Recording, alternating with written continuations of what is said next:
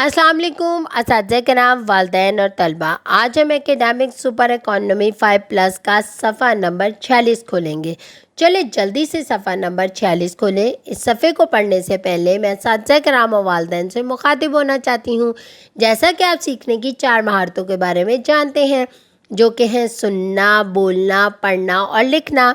इस सफ़े को पढ़ने के बाद आपके बच्चे में पहली 3 महारतें पैदा होंगी: सुनने, बोलने और पढ़ने की महारत। और ये ब्लूम टैक्सोनॉमी का पहला दर्जा है, याद रखना। चलें बच्चों, अब जल्दी से देखते हैं सफ़ा नंबर 46 पर आज हम किसके बारे में पढ़ेंगे।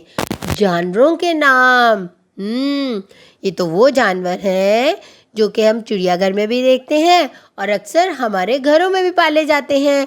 जैसे कि ये ज़राफ़ा चिड़ियाघर में देखा, भेड़, कुत्ता, खरगोश, हाथी, बिल्ली। इसमें से भेड़, कुत्ता, खरगोश और बिल्ली तो हमारे घरों में भी पाले जाते हैं। और ज़राफ़ा और हाथी कहाँ पर हमें नज़र आते हैं? सफारी ज़ू में और चिड़ियाघर में। चले सब मिलके मेरे साथ दोबारा इनके नाम पढ़ें। ज़राफ़ा, भेड़, कुत्ता, खरगोश, हाथी, बिल्ली।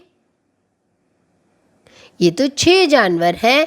चलें अब दोबारा इनके नाम पढ़ें। ज़राफ़ा, भेड़, कुत्ता, खरगोश, बिल्ली, हाथी।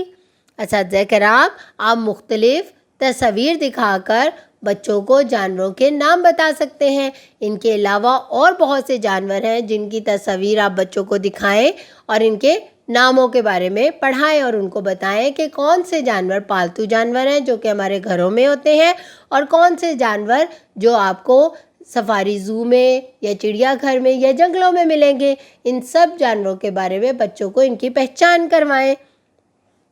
असातिज़ा कराम, वालिदैन और तलबा, आज हमने जानवरों के नामों के बारे में पढ़ा और सीखा। इसी तरह आप अपने घर में इसकी मशक करें और दोहराई कराएं।